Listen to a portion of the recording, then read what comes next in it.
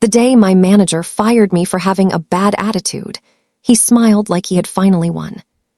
He sat across from me in a glass conference room, folded his hands on the table, and pushed a single sheet of paper toward me. "Your employment ends today," he said. I looked down at the paper. Then I looked back at him. "Because of my attitude." He nodded. "That's right." I almost laughed. Not because it was funny. Because 3 hours earlier, I had warned him that the company was about to lose a $10 million supply chain contract. He had ignored me. Now he was firing me for the very thing he had always called my greatest weakness. I cared too much. I asked too many questions. I challenged bad decisions. I refused to sign documents I knew were wrong. And apparently, that was a bad attitude. I picked up the termination letter. Who approved this? Myself and HR. Did the board review it? He leaned back. They don't need to. That was when I understood. He had no idea what he had just done. He thought he had removed a difficult employee. He didn't know I was the person who had negotiated the company's largest supply agreement. He didn't know I was the designated contract administrator. He didn't know the supplier had given me direct authority to trigger the termination clause if certain compliance conditions were violated. And most importantly, he didn't know I had already received the final document that morning. A document proving that his department had violated one of the most important conditions in the entire agreement. I placed the termination letter back on the table. "Do you need anything else from me?" He smiled. "No." "Then we're finished." I stood up. He thought I was walking away defeated. He thought I'd spend the next few weeks begging for references. He thought he'd finally gotten rid of the woman who questioned every shortcut he took. But as I walked out of that room, I made one decision. I wasn't going to destroy the company. I wasn't going to lie. I wasn't going to invent a problem. I was simply going to enforce the contract exactly as it had been written. And when I reached my car, I opened my laptop one last time. I sent one email. The subject line contained only 6 words. Notice of immediate contract termination. The contract was worth $10 million. And my former manager had just given me the reason to cancel it. My name is Claire Morgan. For almost 8 years, I worked at a company called North Star Distribution Group. When I joined, North Star wasn't impressive. It had 3 warehouses, about 80 employees, and a reputation for being constantly late with deliveries. Customers complained. Suppliers complained. Drivers complained. Even employees complained. But I saw potential. The company had one thing many businesses never have. Good people. They simply lacked structure. My first position was supply chain analyst. I spent 6 months studying everything. Where shipments were delayed. Where money was being wasted. Which suppliers were reliable. Which contracts were overpriced. Which warehouses were inefficient. I created a new tracking system. Then another. Then I redesigned the vendor review process. Within 2 years, North Star's delivery performance had improved dramatically. I was promoted to procurement manager, then director of strategic supply. By my 7th year, I was responsible for negotiating some of the company's biggest supplier agreements. That's how I became involved with Atlas Freight Systems. Atlas was a massive logistics provider. They handled transportation, warehousing, customs coordination, and regional distribution. The agreement between North Star and Atlas was worth approximately $10 million over 3 years. It was the largest supply chain contract North Star had ever signed. And I negotiated it. For 6 months, I fought over every clause. Delivery standards, insurance, data security, service failures, pricing, audit rights, termination rights, I knew the contract better than anyone at North Star. Every paragraph, every condition, every deadline. And that became very important later. Because the man who eventually fired me hadn't negotiated a single word of it. His name was Mark Dalton. Mark became my manager 2 years before everything fell apart. At first, I liked him. He was confident, friendly, good at presentations. He knew how to make senior executives feel comfortable. But he had one problem. He cared more about looking successful than actually being successful. And in supply chain management, that can become dangerous. A delayed shipment isn't just a delayed shipment. It can stop production. A missing certificate isn't just paperwork. It can create legal problems. A supplier violation isn't something you hide because you're afraid of losing a bonus. You fix it. Mark didn't always see things that way. His favorite sentence was, "Claire, you're making this more complicated than it needs to be." I heard it dozens of times. Whenever I asked for documentation, whenever I questioned a supplier, whenever I refused to approve something, whenever I said, "We need to check the contract." He hated that sentence. Because contracts didn't care about his opinions. And neither did I. The problems with Atlas began quietly. At first, it was a few late shipments. Then several damaged deliveries. Then missing compliance documents. Nothing seemed catastrophic. But patterns matter. I noticed that Atlas had started using a subcontractor for certain routes. That wasn't automatically a problem. The contract allowed subcontractors. But North Star had to approve them. Atlas hadn't asked. I emailed them. Their response was vague. They claimed the subcontractor was temporary. I asked for documentation. No answer. I escalated it to Mark. He waved his hand. "It's probably nothing. Probably isn't good enough." He looked at me. "Claire." "Yes." "We're not going to threaten a $10 million relationship over paperwork." "It's not just paperwork." "What is it?" "They're using a subcontractor we haven't approved." So if something goes wrong, our insurance position could be affected." Mark sighed. "You always assume the worst." "No." I looked directly at him. "I prepare for the consequences." He didn't respond. A week later, I discovered something worse. The subcontractor had been involved in a safety violation at another company. I brought the information to Mark. He stared at the report. "Where did you get this?" "Public records and our vendor screening database." "Does Atlas know we found this?" "Not yet." He closed the file. "Don't send anything." I thought I had misheard him. "What?" "Don't send anything." "Why?" "Because I'm handling it." "Mark, this needs to be escalated." "No." His voice became firm. "You're not contacting Atlas." I stared at him. "Why?" "Because we're negotiating a renewal." That was the first moment I understood what was really happening. Mark wanted Atlas happy. He wanted the renewal completed before the quarterly board meeting. And he didn't want compliance problems getting in the way. I said, "The renewal shouldn't happen until this is resolved." He leaned forward. "Claire, sometimes you need to know when to stop." I stood. "And sometimes someone needs to know when to start paying attention." His expression changed. "Watch your tone."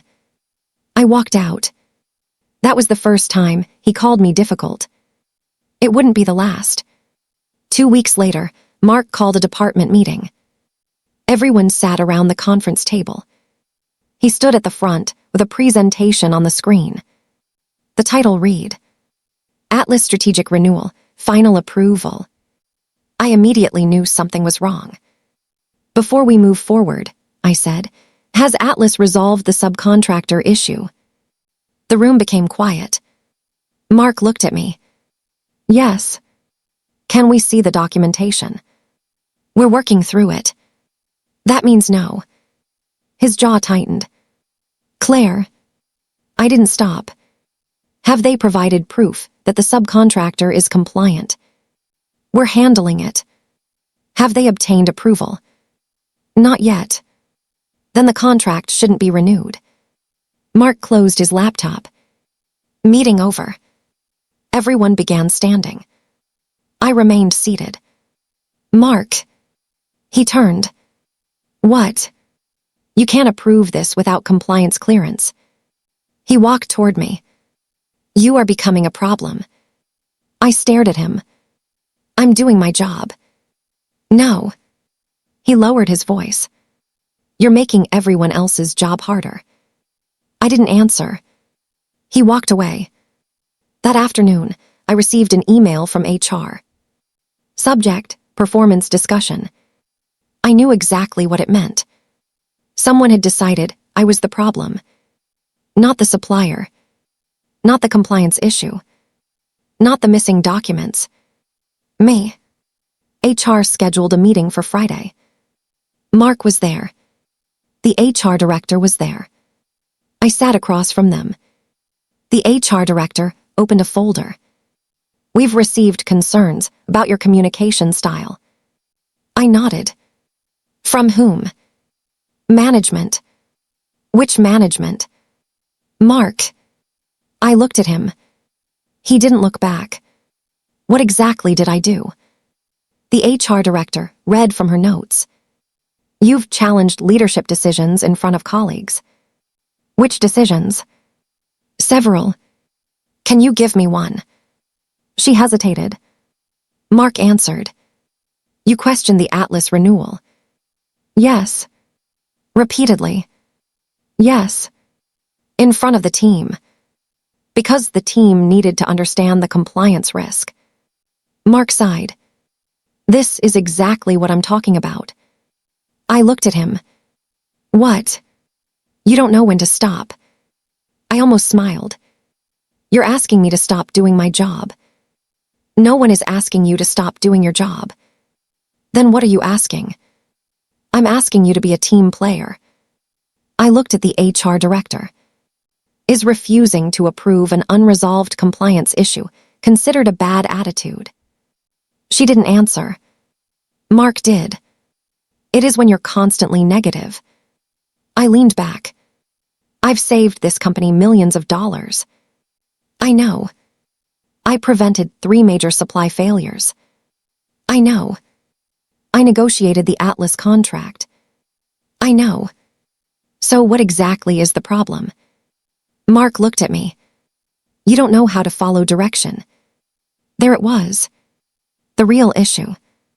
I wouldn't obey him when he wanted me to ignore the contract. I left the meeting with a written warning. The following Monday, I was fired. For persistent communication issues, resistance to management direction, and negative workplace attitude. I signed nothing. I took the letter. And I left. But Mark had made one critical mistake. He assumed the moment he fired me, the Atlas contract became his responsibility. It didn't. Not yet. Because I was still the named contract administrator until the company formally transferred that authority. And no one had done that. The morning I was fired, I had received an email from Atlas. It contained an attachment. A compliance report. The report confirmed something I had suspected for weeks. Atlas had not only used the unapproved subcontractor. They had concealed it. They had submitted inaccurate information during the renewal review. That was a direct violation of the contract. And the contract contained a very specific clause. If Atlas knowingly provided materially false compliance information, North Star had the right to terminate the agreement immediately. No 90-day notice. No penalty. No waiting period. Immediate termination. The clause had been negotiated by me. I remembered the conversation clearly. Atlas's lawyer had tried to remove it. I refused. They offered a different version. I refused again. Eventually, we agreed on the language that now sat in the contract. At the time, I had no idea that clause would become the most important paragraph of my career. When I received the report that morning, I forwarded it to legal. Then I forwarded it to Mark. Then I documented everything.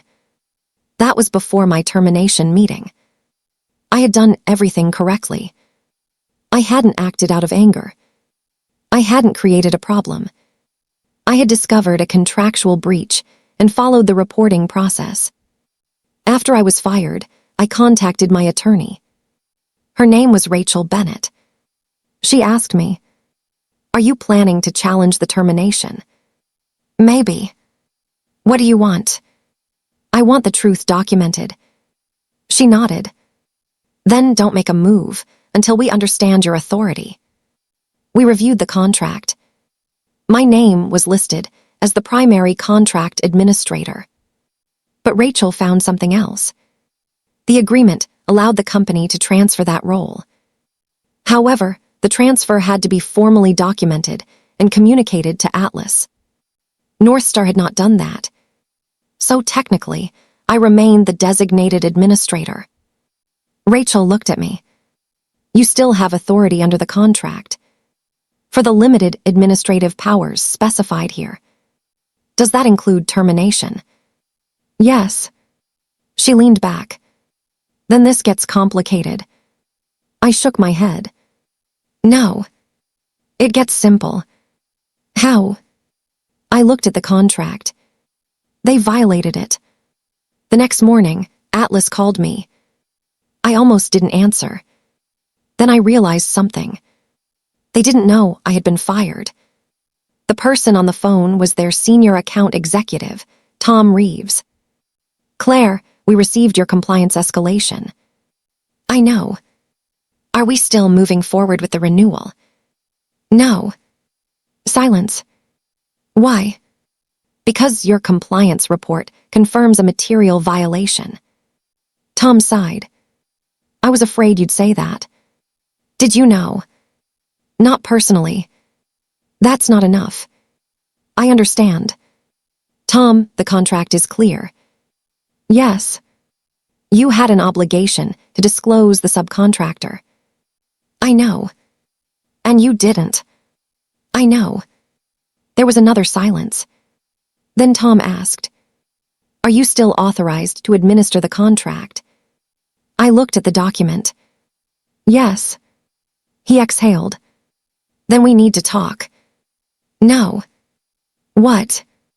"There's nothing to negotiate." "But you had a chance to fix this." "We can fix it." "Not after the disclosure." Tom sounded nervous. "Claire, this contract is worth $10 million. "I know." "And Northstar depends on us." "I know." "Then don't do this." I paused. "I didn't create the situation." "I know." "They did." "I know." "And I can't ignore a contractual violation simply because the contract is valuable." He didn't argue. He understood. Before hanging up, he said, "I'm sorry about what happened to you." I smiled sadly. "Thank you." Then I ended the call.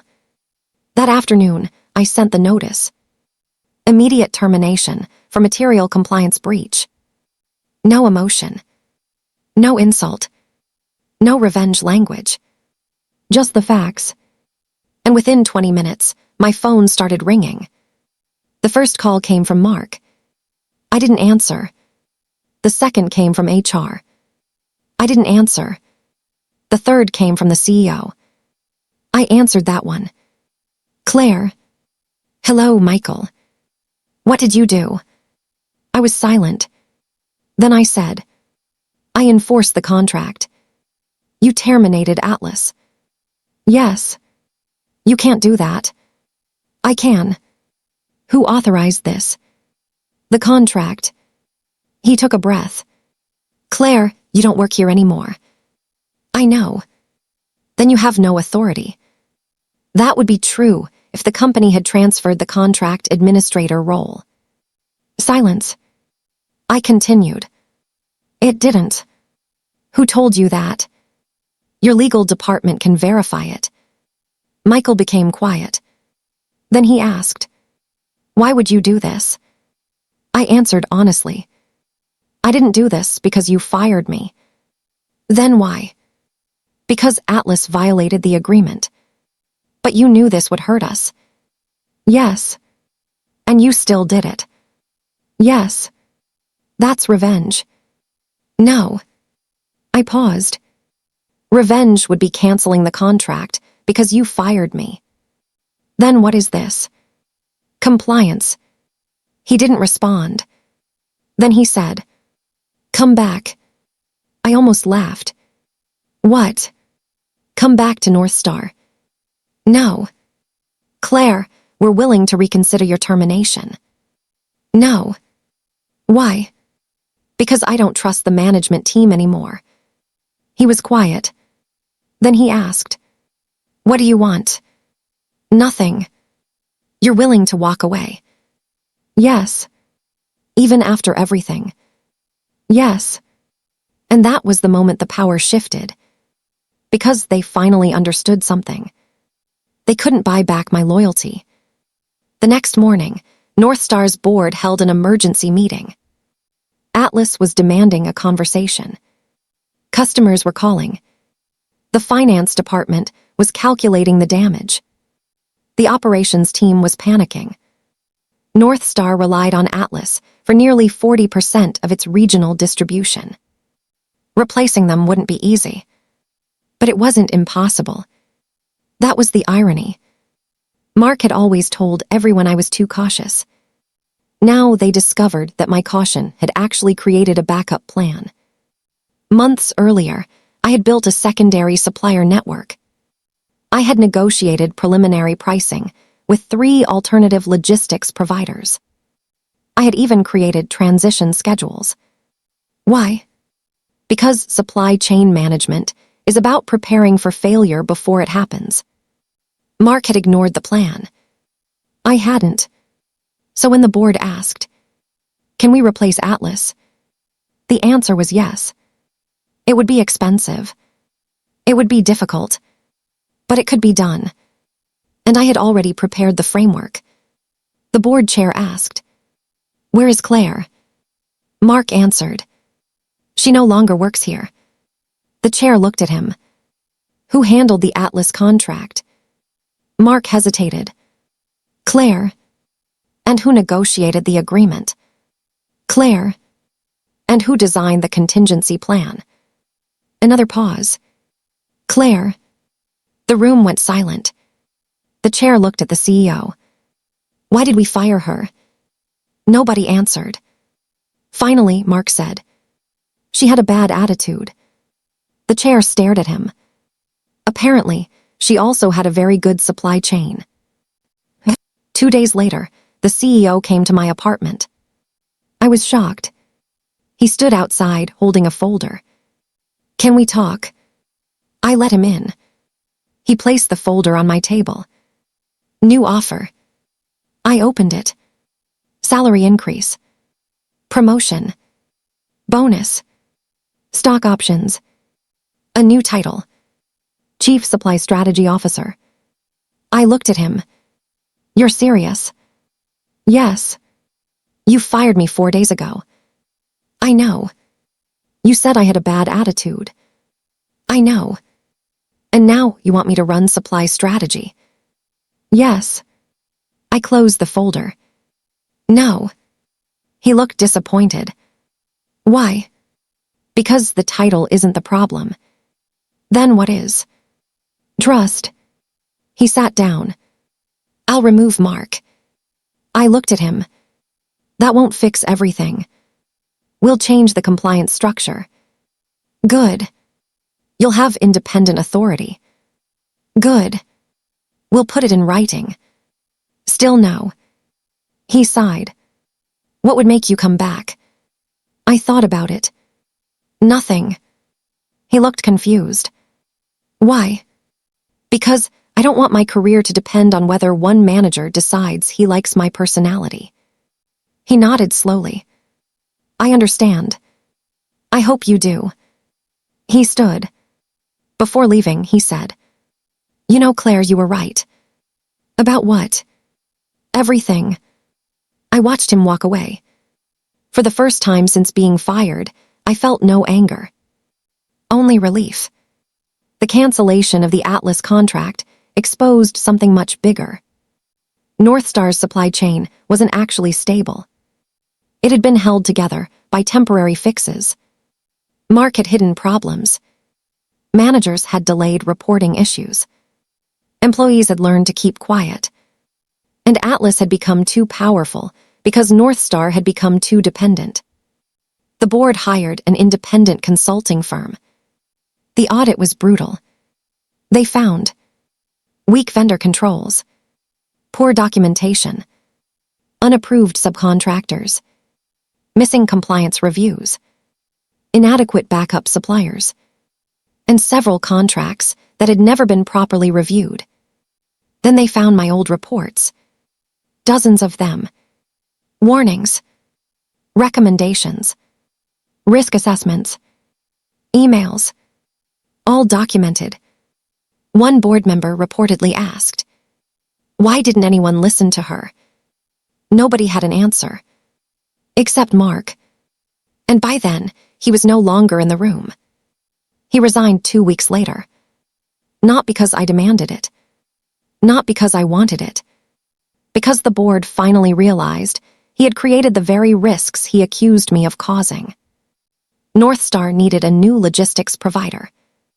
3 companies submitted proposals. I wasn't involved. That mattered to me. I didn't want the new contract to look like revenge. I wanted the company to make the right decision. Eventually, they chose Everline Logistics.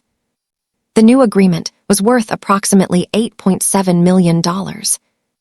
Less than Atlas, but safer, more flexible, and with stronger compliance controls. The board chair called me. We've replaced Atlas. Good. We used your old contingency framework. I hope it helped. It saved us. I smiled. Then he said something unexpected.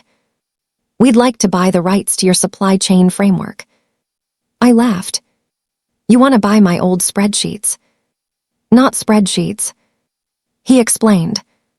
My process. My vendor scoring system. My risk model. My supplier backup strategy. They wanted to license it. I agreed. Not as an employee. As an independent consultant. That changed everything. The woman they had fired for having a bad attitude was now being paid to teach them how to avoid the problems they had created. I hadn't seen Mark for 6 months. Then one afternoon, I ran into him outside a restaurant. He looked different. Older. Tired. He recognized me immediately. Claire. Mark. He smiled awkwardly. Can we talk? I hesitated. Then nodded. We sat at a small table. He ordered coffee. I ordered tea. For several seconds, neither of us spoke. Finally, he said, I owe you an apology. I didn't answer. I was wrong. About what? He looked at me. Your attitude. I smiled slightly. What about it? You didn't have a bad attitude. No. You had standards. That sentence stayed with me. He continued. I thought you were challenging me. You were my manager. I know. I was supposed to challenge bad decisions. I know that now. I looked down at my tea. Why did you fire me? He sighed. Because you made me look bad. I appreciated his honesty. Thank you. He looked surprised. For what? For finally saying the truth. He nodded. I thought if Atlas renewed, I'd get promoted. And if I kept raising problems, I thought you were going to ruin it. I looked at him. You ruined it yourself. He nodded. I know. Then he said, You could have destroyed us. I shook my head. No. You had the contract. I had a responsibility. He looked at me. What's the difference?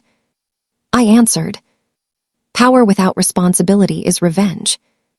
He didn't respond. That was the last time I ever spoke to him. A year after my termination, I started my own consulting company. I called it Morgan Supply Advisory. My first client was a small manufacturer. Then another. Then another.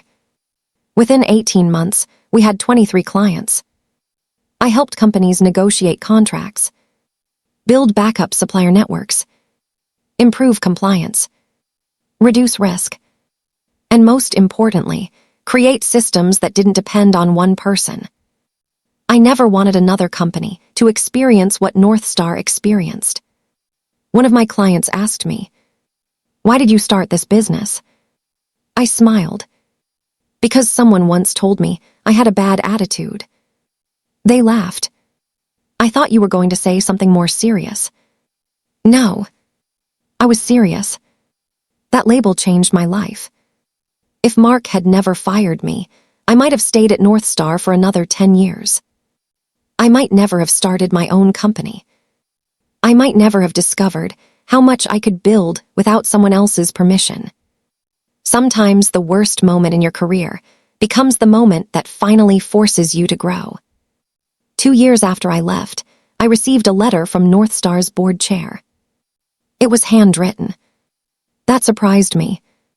The letter said, Claire, when we fired you, we thought we were removing a difficult employee. What we were actually removing was the person who had been protecting our company from problems we didn't want to see.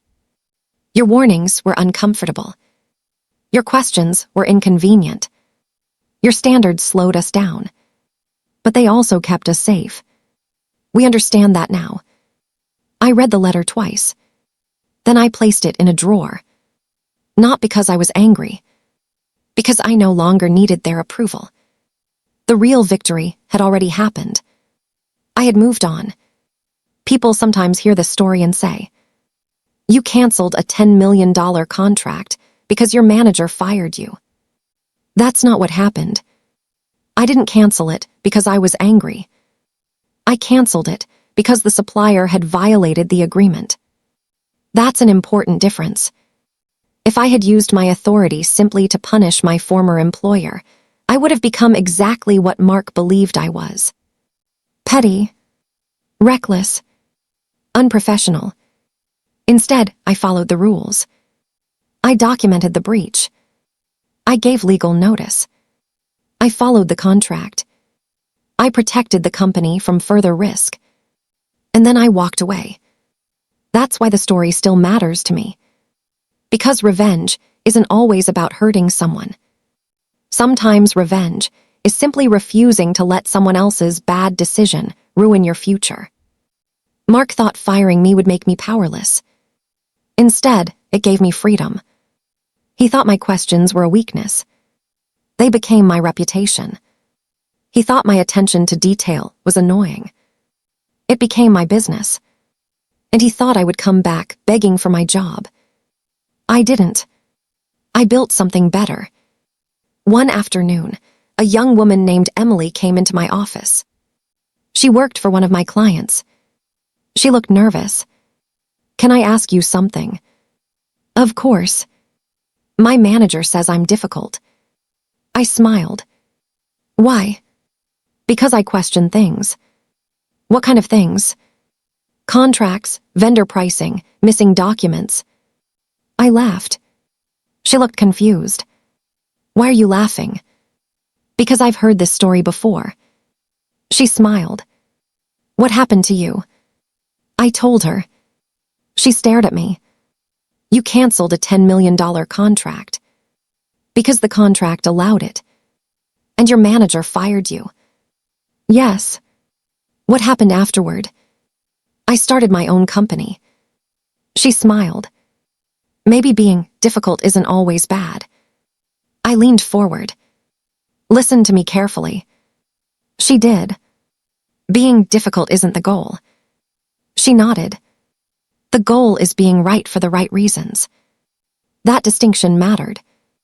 You shouldn't fight every battle. You shouldn't challenge people just to prove you're smart. But when something is wrong, silence doesn't make it right. Sometimes the person who asks the uncomfortable question is the person protecting everyone else. Looking back, I wish I had understood one thing sooner. You cannot control how people interpret your character. You can only control your actions. Mark called me difficult. Others called me intense. Some said I was too cautious. But my clients called me reliable. My employees called me fair. My partners called me trustworthy. Which version was true? All of them in different ways. I wasn't perfect. I could have communicated better. I could have been less blunt. I could have chosen my battles more carefully. But I wasn't dishonest. I wasn't careless. And I wasn't willing to sacrifice the company's future just to make my manager look successful. That was the line I wouldn't cross. And I'm glad I didn't. 3 years after I left North Star, I was invited back for a special board meeting. Not as an employee, as an outside advisor.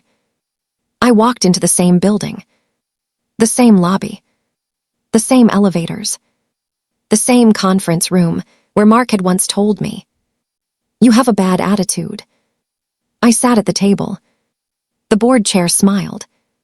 "Welcome back." "Thank you." The presentation began. North Star was profitable again. The supply chain was stronger. The company had diversified its vendors. Compliance had improved.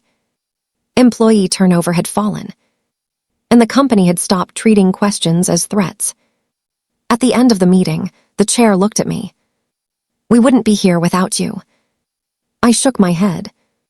"You did the work. But you forced us to see the problem." I smiled. Sometimes people don't listen until the consequences become impossible to ignore. He laughed. "That's true." Then he asked, "Do you want to come back permanently?" I smiled. "No." He laughed. "I thought you might say that." I stood. Some chapters are meant to stay closed. And I walked out. When I look back at that termination letter now, I don't feel anger. I feel gratitude. Not because being fired was pleasant. It wasn't. It hurt. It embarrassed me. It made me question myself. But it also forced me to stop asking, "How can I keep this job?" And start asking, "What can I build without it?" That question changed everything. The $10 million contract was never the real story. The real story was what happened when someone tried to reduce my value to a label. Bad attitude. 2 words. That's all it took. 2 words that were supposed to make me feel small. But I refused to let them define me. I knew who I was. I knew what I had built. And I knew what I stood for. So when the moment came, I didn't scream. I didn't threaten anyone. I didn't make up a story. I simply opened the contract, read the clause, checked the facts, and did what the agreement allowed me to do. That was enough. A few months later, the CEO called me one final time. "Claire." "Yes." "I wanted to tell you something."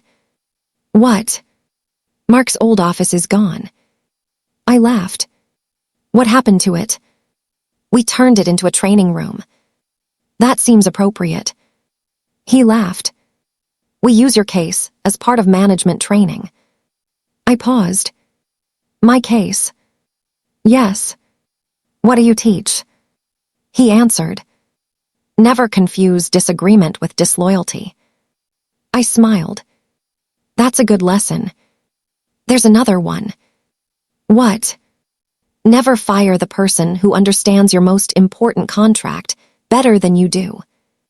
I laughed. "Also good." Then he became serious.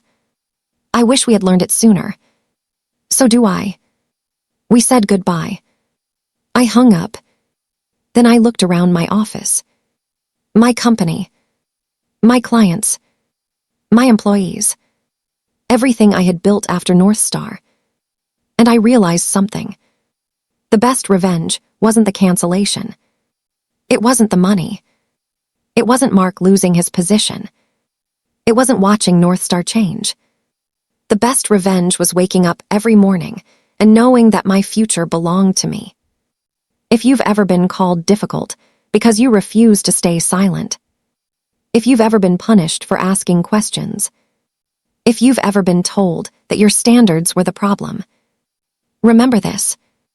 Being misunderstood doesn't mean you're wrong, but it also doesn't automatically mean you're right. The important thing is to know why you're standing your ground. Don't fight because your ego was hurt.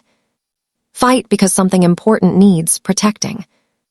Don't seek revenge just because someone embarrassed you.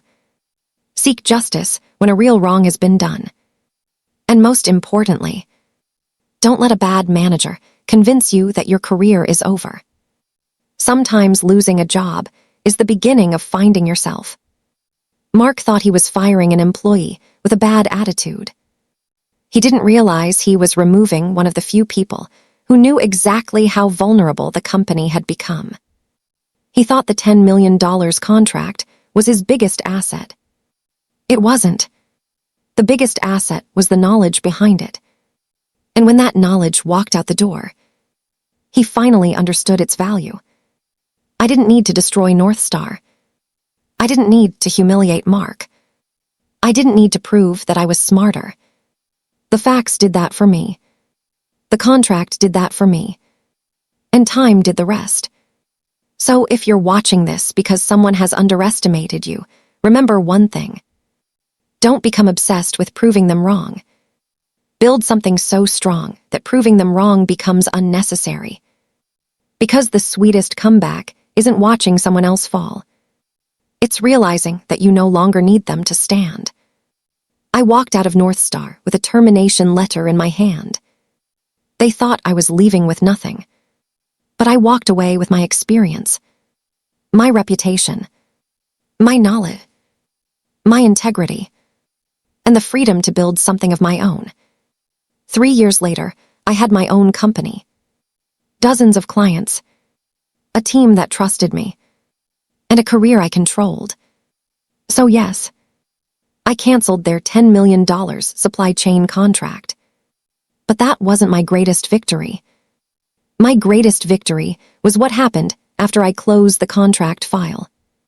I closed the door. I walked away. And I never looked back.